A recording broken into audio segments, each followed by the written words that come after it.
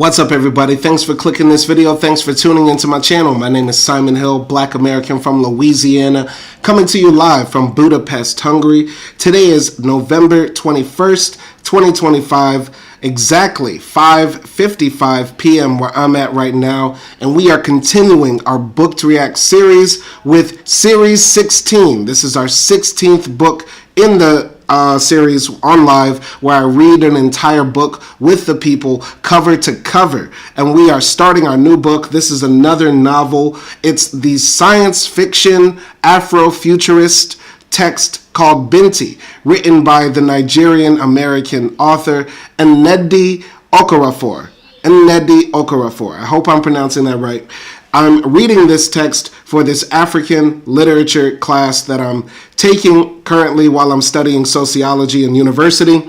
This is the final book of the semester that I need to finish. Luckily, it's a very short novella that we should be able to finish in 1 or 2 episodes. I will be reading only for an hour because I have a class coming up at 8 o'clock. I'm an English teacher, so I have to go back to work after this. So I'm going to try to finish as much as I can of this in an hour. But before we start reading the text, let's get a little background on the author. This is from the Wikipedia on Nnedi Okorafor. She was born on April 8th, 1974 in Cincinnati, Ohio. She is a writer and a professor. She earned her BA at the University of Illinois Urbana-Champaign, then got her MA at Michigan State University, and then her PhD at the University of Illinois, Chicago.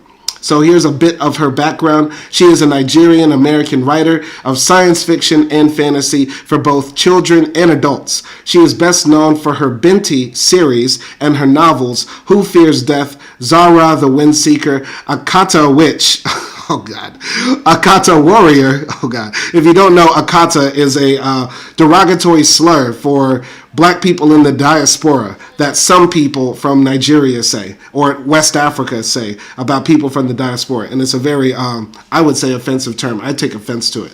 Anyway, she also wrote the book Lagoon and Remote Control. She has also written for comics and film. Her writing is Afrofuturism and African Jujuism, both terms she coined, and is heavily influenced by her dual Nigerian and American heritage. She is the recipient of multiple awards, including the Hugo Award, Nebula Award, Eisner Award, and World Fantasy Award. She is considered to be among the third generation of Nigerian writers. Okorafor was inducted by the Museum of Pop Culture into the Science Fiction Hall of Fame in 2024. That's just a brief introduction to her. Very interesting. I did not know that she coined and created the term Afrofuturism, which is very cool. I mean, I think it's an interesting subgenre of fiction or philosophical thought, ideology, however you want to frame it. There's several ways of looking at Afrofuturism. So I'm going to go to the text right now. Like I said, we're reading for 1 hour. Hopefully you enjoy it. Hopefully it helps you. So Binti. And yes, a Tom Doherty Associates book. This is, thank you for buying this Tom Doherty Associates book. I didn't. I was given it for free. Copyright infringement is a crime, of course we know. Dedicated to the little blue jellyfish I saw swimming the Khalid Lagoon that sunny day in Sharjah, United Arab Emirates. Okay, so that's her dedication to a fish. Let's go, starting here. I powered up the transporter and said a silent prayer. I had no idea what I was going to do if it didn't work. My transporter was cheap, so even a droplet of moisture, or more likely a grain of sand, would cause it to short. It was faulty, and most of the time I had to restart it over and over before it worked. Please, not now. Please, not now, I thought. The transporter shivered in the sand, and I held my breath. Tiny, flat, and black as a paper stone, it buzzed softly and then slowly rose from the sand. Finally, it produced the baggage-lifting force. I grinned. Now I could make it to the shuttle. I swiped Otige from my forehead with my index finger and knelt down. Then I touched the finger to the sand, grounding the sweet-smelling red clay into it. Thank you, I whispered. It was a half-mile walk along the dark desert road. With the transporter working, I would make it there on time. Straightening up, I paused and shut my eyes. Now the weight of my entire life was pressing on my shoulders. I was defying the most traditional parts of myself for the first time in my entire life. I was leaving in the dead of night, and they had no clue. My 9 siblings, all older than me except for my younger sister and brother, would never see this coming. My parents would never imagine I'd do such a thing in a million years. By the time they all realized what I'd done and where I was going, I'd have left the planet. In my absence, my parents would growl to each other that I was never to set foot in their home again. My 4 aunties and 2 uncles who lived down the road would shout and gossip among themselves about how I'd scandalized our entire bloodline. I was going to be a pariah. Okay, sounds like she's going into outer space. I have no idea what this book is about. I'm going in blind as a bat. Let's go. Go, I softly whispered to the transporter, stamping my foot. The thin metal rings I wore around each ankle jingled noisily, but I stamped my foot again. Once on, the transporter worked best when I didn't touch it. Go, I said again, sweat forming on my brow. When nothing moved, I chanced, giving the 2 large suitcases sitting atop the force field a shove. They moved smoothly, and I breathed another sigh of relief. At least some luck was on my side. 15 minutes later, I purchased a ticket and boarded the shuttle. The sun was barely beginning to peek over the horizon. As I moved past seated passengers far too aware of the bushy ends of my plaited hair, softly slapping people in the face, I cast my eyes to the floor. Our hair is thick and mine has always been very thick. My old auntie liked to call it ododo because it grew wild and dense like ododo grass. Just before leaving, I'd rolled my plaited hair with fresh, sweet-smelling otjize I'd made specifically for this trip. Who knew what I looked like to these people who didn't know my people so well? Just real quick, I want to look up what otjize is. I think that might be something like a black hair care product. I've never heard of it. Let's see. Okay, better not be otj. Okay, otj hair. Okay. All right, I'm going to look it up. I have it here. Otjize is a mixture of butterfat and ochre pigment used by the Himba people of Namibia to protect themselves from the harsh desert climate. The paste is often perfumed with the aromatic resin of a plant. The Himba apply otjize to their skin and hair, which is long and plaited into intricate designs. Okay, so I know about the Himba people of Namibia. So this is what they look like. If you've never seen the Himba people, they have these beautiful, they're very beautiful people. They look red. Now, these are some red bones. So when she says she put otjize on her body, this is what she looks like. And she made probably very long dreadlocks that are red like this and has red skin from also applying the ochre and the clay, right? Very beautiful. The Himba people are top 10 hottest people on the planet. Facts. Okay? Anyway, back to the text right here. So, I'd rolled my plaited hair with fresh, sweet-smelling otjize I'd made specifically for this trip. Who knew what I looked like to these people who didn't know my people so well? A woman leaned away from me as I passed, her face pinched as if she smelled something foul. Sorry, I whispered, watching my feet and trying to ignore the stares of almost everyone in the shuttle. Still, I couldn't help glancing around. 2 girls who might have been a few years older than me covered their mouths with hands so pale that they looked untouched by the sun.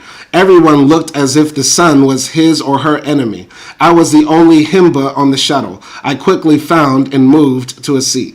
Okay, very interesting. An interesting concept. Himba girl goes to outer space. Okay, all right. The shuttle was one of the new sleek models that looked like the bullets my teachers used to calculate ballistic coefficients during my A-levels when I was growing up. These ones glided fast over land using a combination of air current, magnetic fields, and exponential energy. An easy craft to build if you had the equipment and the time. It was also a nice vehicle for hot desert terrain where the roads leading out of town were terribly maintained. My people didn't like to leave the homeland. I sat in the back so I could look out the large window. Shout out to Kamal up in the chat. # to Kamal to you. All right.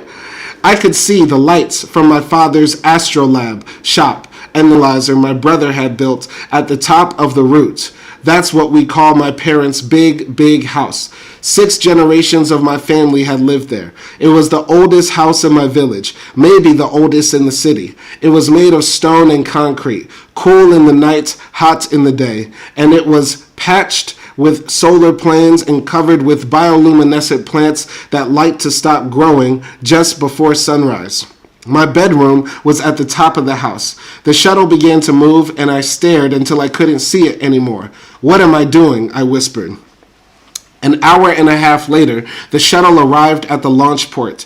I was the last off, which was good because the sight of the launch port overwhelmed me so much that all I could do for several moments was stand there.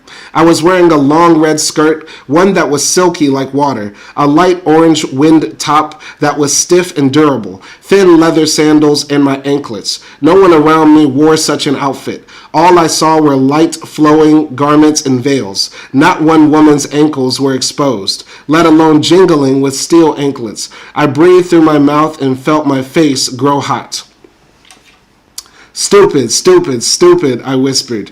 "We Himba don't travel. We stay put. Our ancestral land is life. Move away from it and you diminish. We even cover our bodies with it.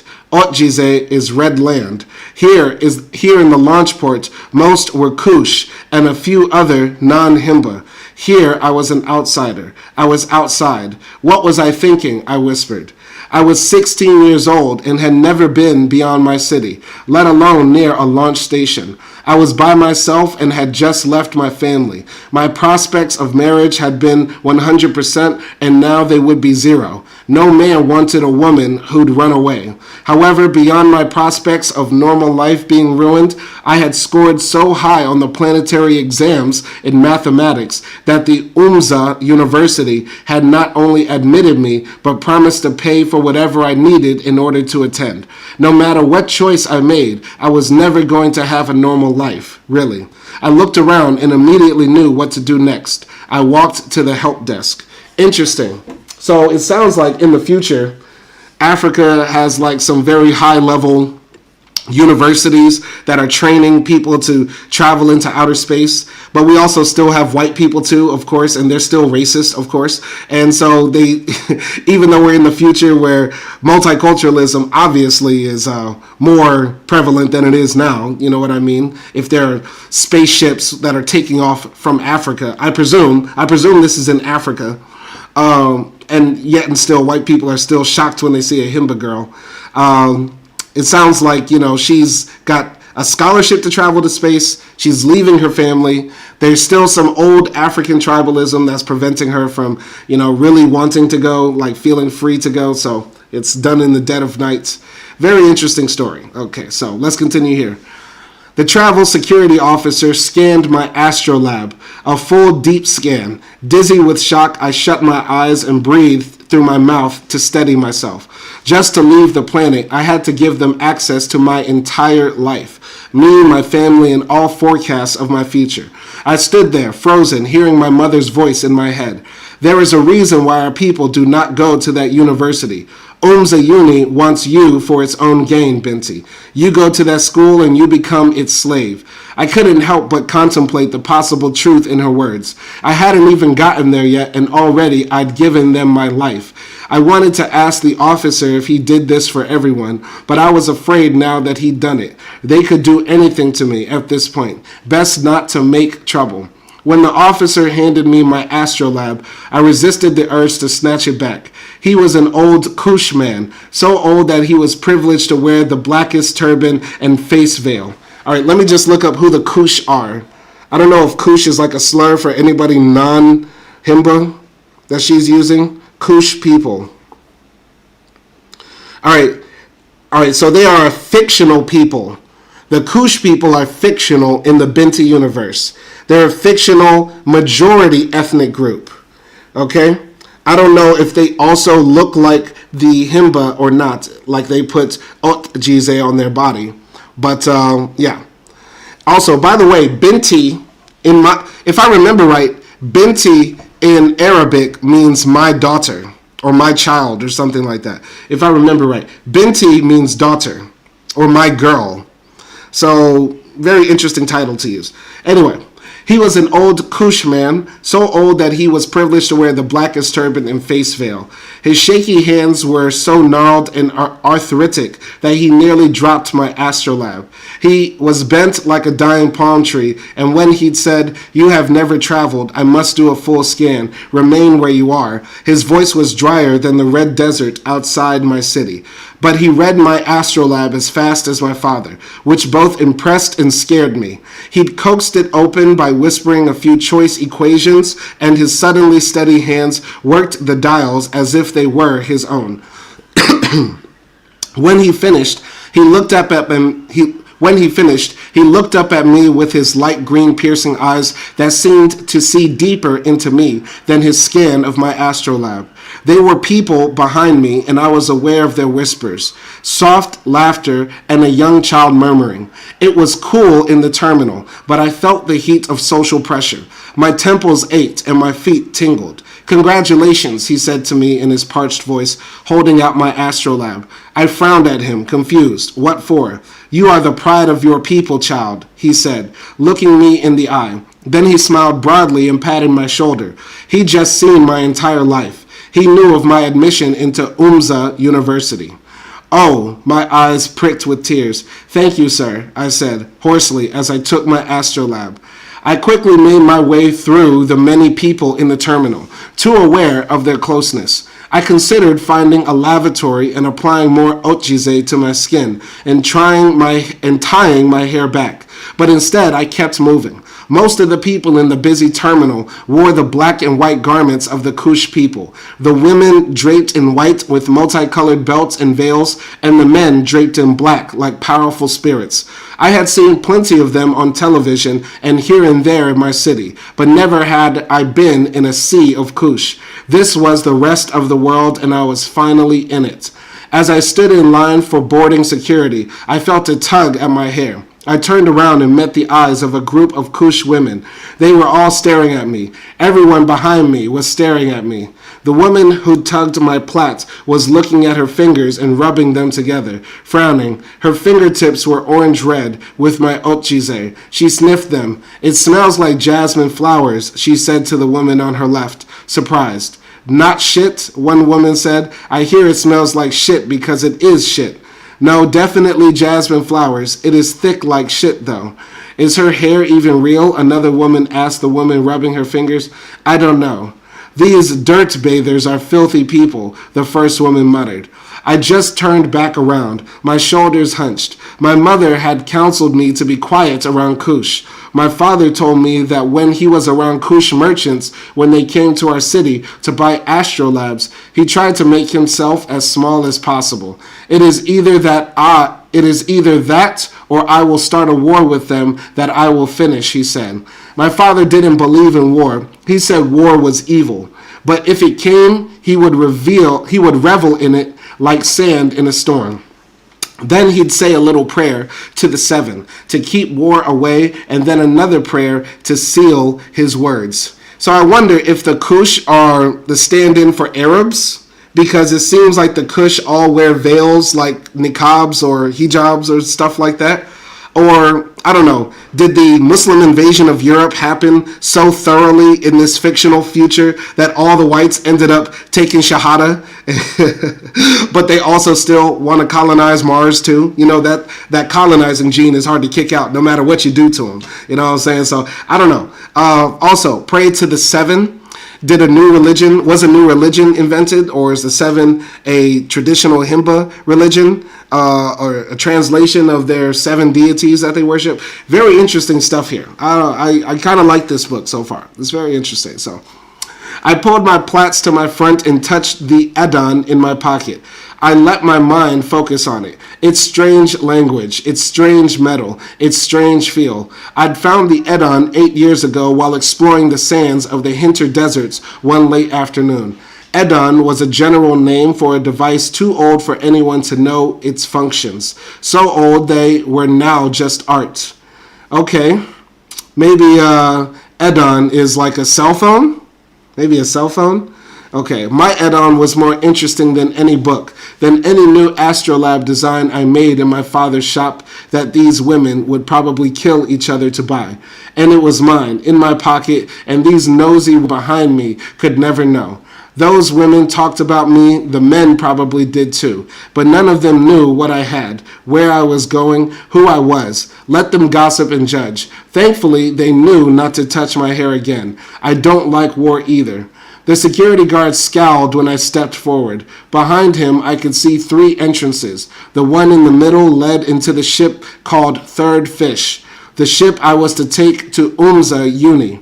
Its open door was large and round, leading into a long corridor illuminated by soft blue lights. Step forward, the guard said. He wore the uniform of all launch site lower-level personnel, a long white gown and gray gloves. I'd only seen this uniform in streaming stories and books, and I wanted to giggle, despite myself. He looked ridiculous. I stepped forward and everything went red and warm. When the body scan beat its completion, the security guard reached right into my left pocket and brought out my add-on. He held it to his face with a deep scowl. I waited. What would he know? He was inspecting its stellated cube shape, pressing its many points with his finger and eyeing the strange symbols on it that I had spent 2 years unsuccessfully trying to decode. He held it to his face to better see the intricate loops and swirls of blue and black and white, so much like the lace placed on the head of young girls when they turn 11 and go through their 11th year rite.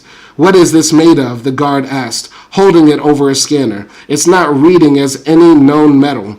I shrugged, too aware of the people behind me waiting in line and staring at me. To them, I was probably like one of the people who lived in caves deep in the Hinter Desert, who were so blackened by the sun that they looked like walking shadows. I'm not proud to say that I have some desert people blood in me from my father's side of the family. That's where my dark skin and extra bushy hair come from. Ooh, a little bit of self-hate. So apparently raccoonin continues in the future as well. Woo! Your identity reads that you're a harmonizer, a masterful one who builds some of the finest astrolabs, he said. But this object isn't an astrolab. Did you build it? And how can you build something and not know what it's made of? I didn't build it, I said. Who did? It's just an old thing, I said. It has no math or current. It's just an inert, computative apparatus that I carry for good luck. This was partially a lie, but even I didn't know exactly what it could and couldn't do. The man looked as if he would ask more, but didn't. Inside, I smiled. Government security guards were only educated up to age 10, yet because of their jobs, they were used to ordering people around, and they especially looked down on people like me. Apparently, they were the same everywhere, no matter the tribe. He had no idea what a computative apparatus was, but he didn't want to show that I, a poor Himba girl, was more educated than he, not in front of all these people. So he quickly moved me along, and finally, there I stood at my ship's entrance. I couldn't see the end of the corridor, so I stared at the entrance. The ship was a magnificent piece of living technology. Third Fish was a Miri 12, a type of ship closely related to a shrimp. Miri 12s, or Miri 12s, were stable, calm creatures with natural exoskeletons that could withstand the harshness of space. They were genetically enhanced to grow 3 breathing chambers within their bodies. Very interesting. So we have space whales.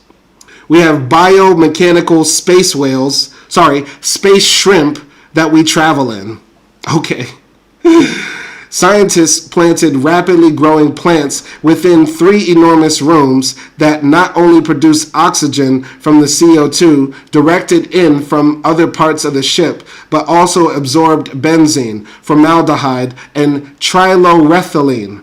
This was some of the most amazing technology I'd ever read about. Once settled on the ship, I was determined to convince someone to let me see one of these amazing rooms.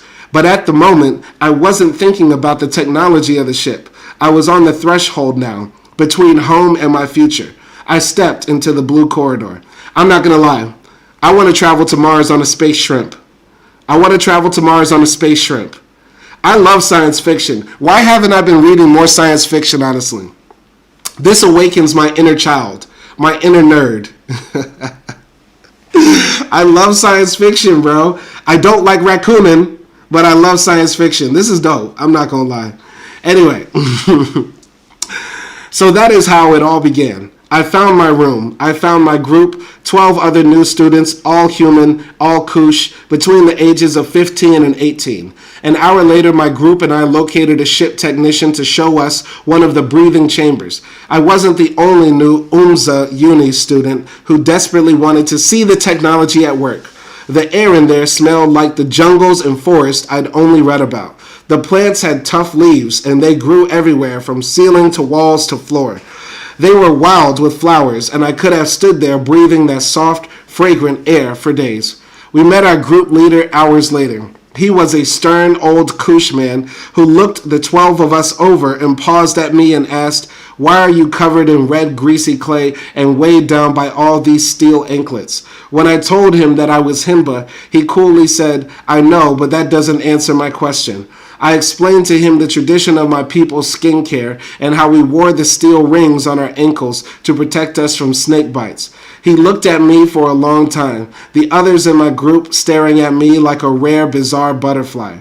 "Wear your otjize," he said, "but not so much that you stain up the ship.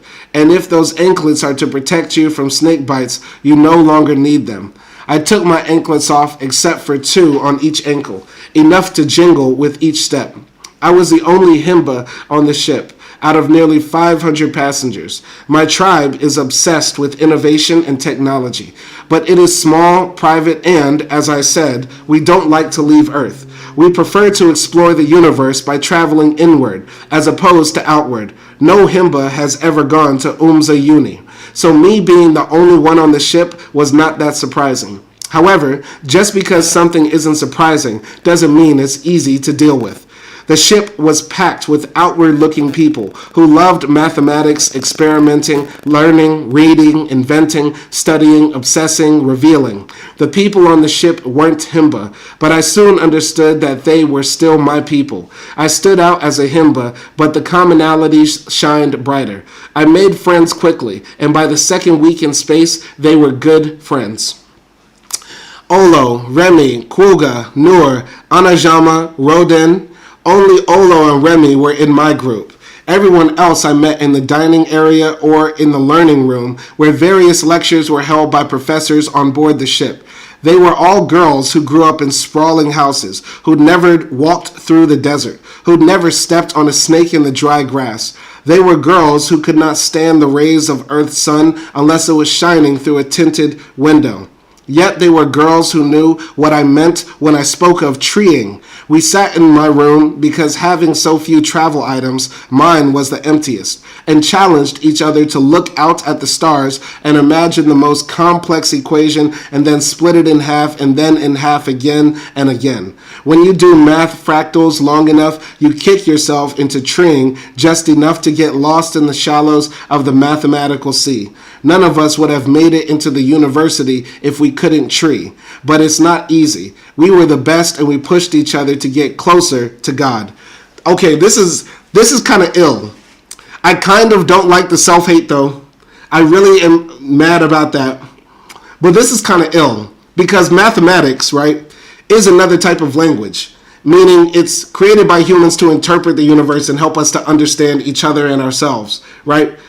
She's learning a new language or she's practicing another language, and this language is crossing the boundaries between the Kush and the Himba, right?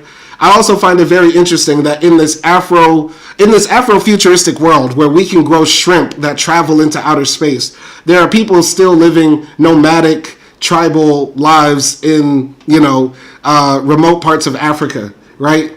And, of course, there's racism and discrimination, but it's liberal racism and discrimination, meaning it's not institutionalized. It's just a part of society. They just hate her because, she's Himba. She puts red juice in her hair and stuff like that. And yeah, they're just being nasty, but they'll still allow her to go to university. Segregation and slavery hasn't come back. If I were to write science fiction, definitely slavery and segregation are coming back. It's back on the menu, boys. But in this one, not really. Okay, so this is cool. This is cool. All right. Then there was Heru. I had never spoken to him, but we smiled across the table at each other during meal times. He was from one of those cities so far from mine that they seemed like a figment of my imagination, where there was snow and where men rode those enormous gray birds and the women could speak with those birds without moving their mouths. Once Heru was standing behind me I felt someone pick up one of my plaits and I whirled around, ready to be angry. I met his eyes and he quickly let go of my hair, smiled, and raised his hands up defensively. I couldn't help it, he said, his fingertips reddish with my haute giselle. It's the future. We've learned how to make biomechanical spaceships, but we haven't learned common respect and decency and don't touch a black woman's hair. What type of future is this? This is a horrible future. You can't control yourself? I snapped. You have exactly 21, he said, and they're braided in tessellating triangles. Is it some sort of code? I wanted to tell him that there was a code, that the pattern spoke my family's bloodline, culture, and history, that my father had designed the code and my mother and aunties had shown me how to braid it into my hair. However, looking at Heru made my heart beat too fast and my words escaped me, so I merely shrugged and turned back around to pick up a bowl of soup.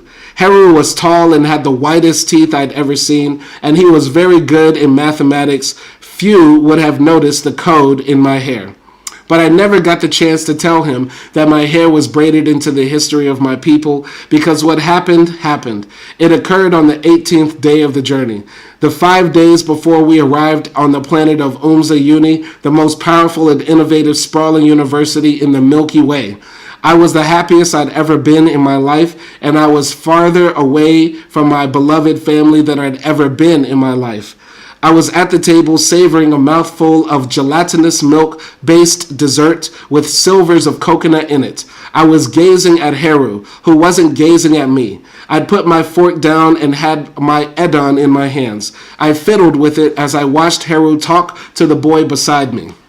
The delicious, creamy dessert was melting coolly on my tongue. Beside me, Olo and Remy were singing a traditional song from their city because they missed home, a song that had to be sung with a wavery voice like a water spirit.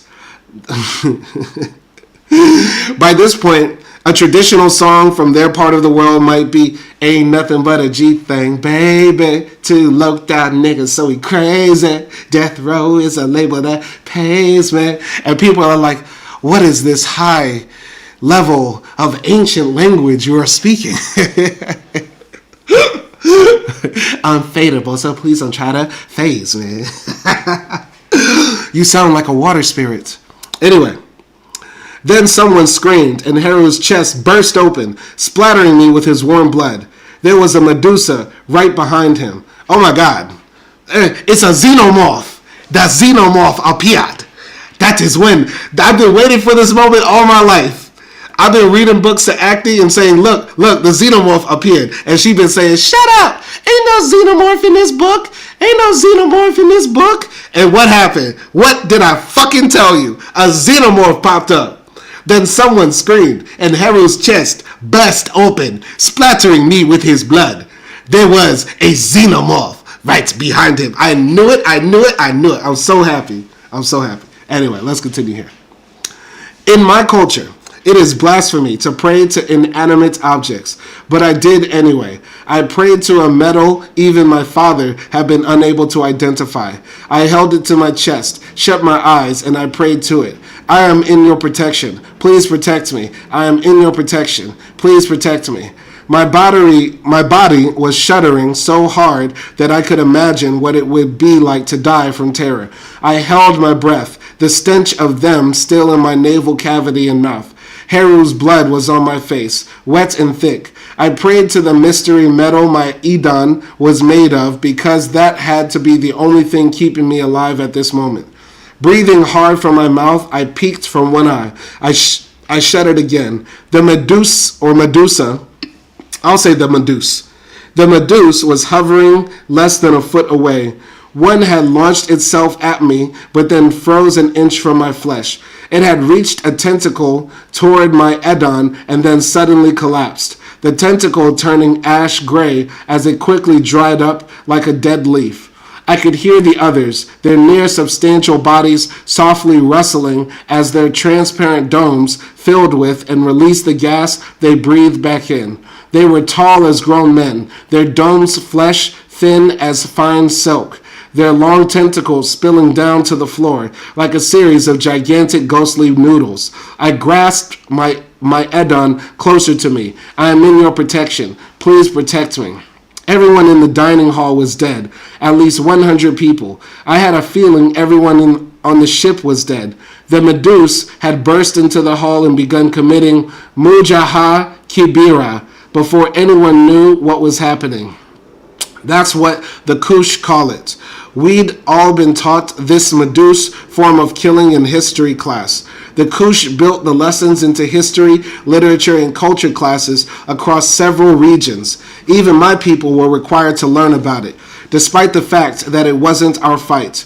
The Kush expected everyone to remember their greatest enemy and injustice. They even worked Medusa anatomy and rudimentary technology into mathematics and science classes. Muj ha Kibira means the great wave. The Medusa move like water when at war. There is no water on their planet, but they worship water as a god. Their ancestors came from water long ago.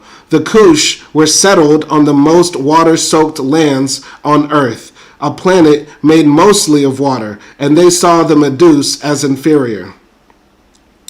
Most water-soaked lands. The Kush were settled on the most water-soaked lands on Earth, a planet made mostly of water. And they saw, so in the future, humans, we define ourselves as Kush, or maybe all ethnicities are erased, and the Kush are the primary ones, like the Han Chinese, right?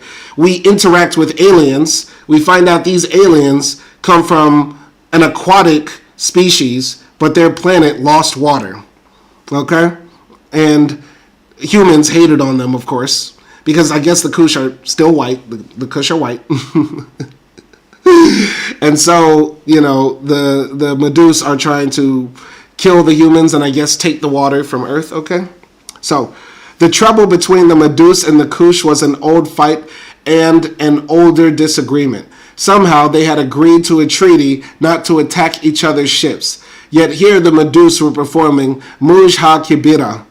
I'd been talking to my friends, Olo, Remy, Kawuga, Nur, Anajama, Rodin, and Dulaz. We had spent so many late nights laughing over our fears about how difficult and strange Oomza Uni would be. All of us had twisted ideas that were probably wrong, maybe partially right. We had so much in common. I wasn't thinking about home or how I'd have to leave it or the horrible messages my family had sent to my astrolab hours after I'd left. I was looking ahead toward my future and I was laughing because it was so bright. Then the Medusa came through the dining hall entrance. I was looking right at Heru when the red circle appeared in the upper left side of his shirt. The thing that tore through was like a sword, but thin as paper, and flexible, and easily stained by blood. The tip wiggled and grasped like a finger. I saw it pinch and hook to the flesh near his collarbone. Mujha Kabira. I don't remember what I did or said. My eyes were open, taking it all in, but the rest of my brain was screaming. For no reason at all, I focused on the number 5. Over and over, I thought 5, 5, 5, 5, as Hero's eyes went from shocked to blank. His open mouth let out a gaggling sound, then a spurt of thick red blood, then blood frothed with saliva as it began to fall forward. His head hit the table with a flat thud. His neck was turned, and I could see that his eyes were open. His left hand flexed spasmodically until it stopped, but his eyes were still open. He wasn't blinking. Heru was dead. Olu, Remy, Kawuga, Nur, Anajama, Rodin, and Dullas were dead. Everyone was dead. The dinner hall stank of blood. None of my family had wanted me to go to Oomza Uni. Even my best friend Dele hadn't wanted me to go. Still, not long after I received the news of my university acceptance and my whole family was saying no, Dele had joked that if I went, I at least wouldn't have to worry about the Medusa, because I would be the only Himba on the ship. So even if they kill everyone else, they won't even see you, he'd said. Then he'd laughed and laughed, sure that I wasn't going anyway. Now his words came back to me. Dele, I'd pushed thoughts of him deep into my mind and read none of his messages. Ignoring the people I loved was the only way I could keep going. When I'd received a scholarship to study at Oomza Uni, I'd gone into the desert and cried for hours, with joy. I'd wanted this since I knew what a university was. Oomza Uni was the top of the top. Its population was only 5% human. Imagine what it meant to go there as one of that 5%, to be with others obsessed with knowledge, creation, and discovery. Then I went home and told my family and wept with shock. You can't go, my oldest sister said. You're a master harmonizer. Who else is good enough to take over father's shop? Don't be selfish, my sister soon spat. She was only a year older than me, but she still felt she could run my life. Stop chasing fame and be rational. You can't just leave and fly across the galaxy. My brothers had all just laughed and dismissed the idea. My parents said nothing, not even congratulations. Their silence was answer enough. Even my best friend Dele, he congratulated and told me that I was smarter than everyone at Oomza Uni, but then he'd laughed too. You cannot go, he simply said. We're Himba. God has already chosen our paths. I was the first Himba in history to be bestowed with the honor of acceptance into Oomza Uni. The hate messages, threats to my life, laughter and ridicule that came from the Kush in my city made me want to hide more. But deep down inside me, I needed it. I couldn't help but act on it. The urge was so strong that it was mathematical. When I'd sit in the desert alone, listening to the wind, I would see and feel the numbers the way I did when I was deep in my work in my father's shop. And those numbers added up to the sum of my destiny. So in secret, I filled out and uploaded the acceptance forms. The desert was the perfect place for privacy when they contacted my astrolab for university interviews. When everything was set, I packed my things and got on that shuttle. I come from a family of Bitolus. My father is a master harmonizer, and I was to be his successor. We Bitolus know true deep mathematics, and we can control their currents. We know systems. We are few and we are happy and uninterested in weapons and war, but we can protect ourselves, and as my father said, God favors us. Very interesting stuff, man. I'm not going to lie, this is my first Afrofuturistic novel, and I really like it. Even though it's very young adult, but I'm not gonna lie.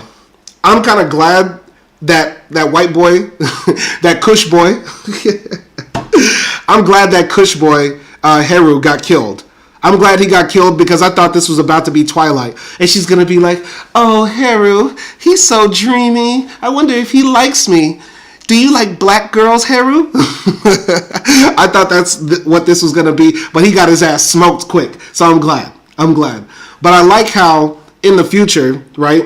Let's say we interact with aliens, right?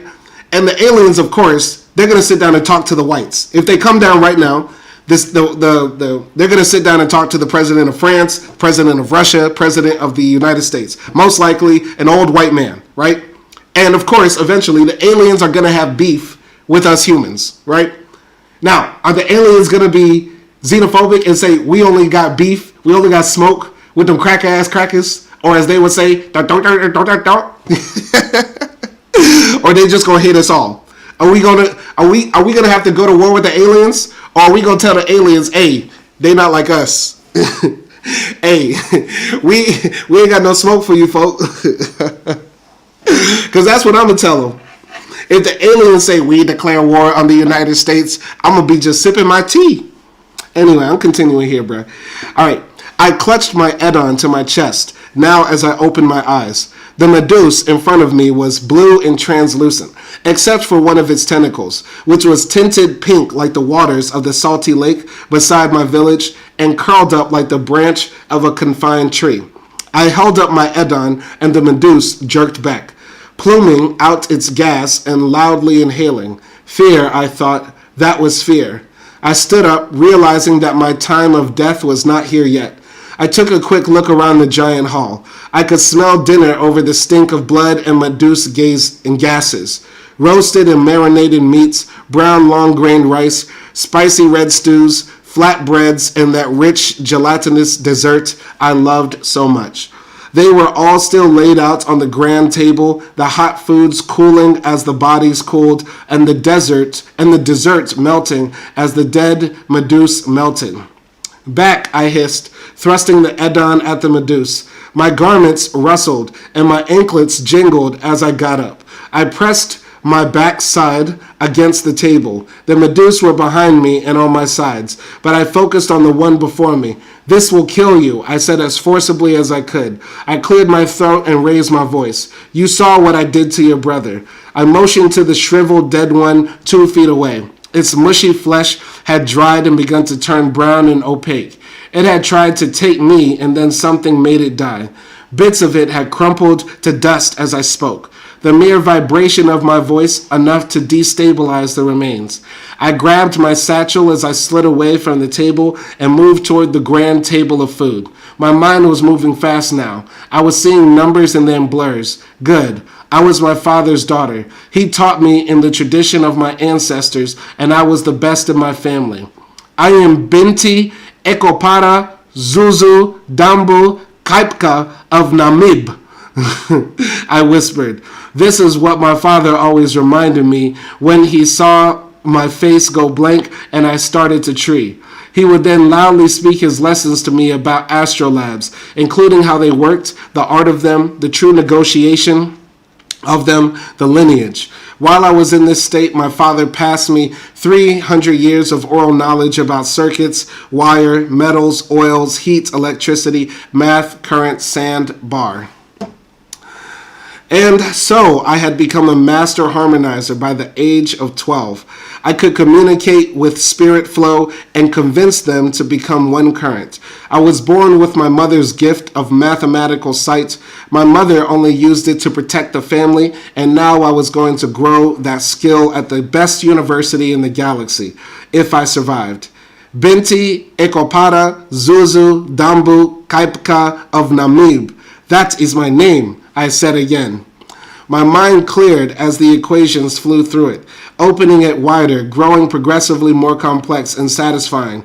V minus E plus F equals 2A up 2 plus B up 2 equals C up 2, I thought. I knew what to do now. I moved to the table of food and grabbed a tray. I heaped chicken wings, a turkey leg, and 3 steaks of beef onto it. I thought in the future we're going to eat crickets. Then several rolls. Bread would stay fresh longer.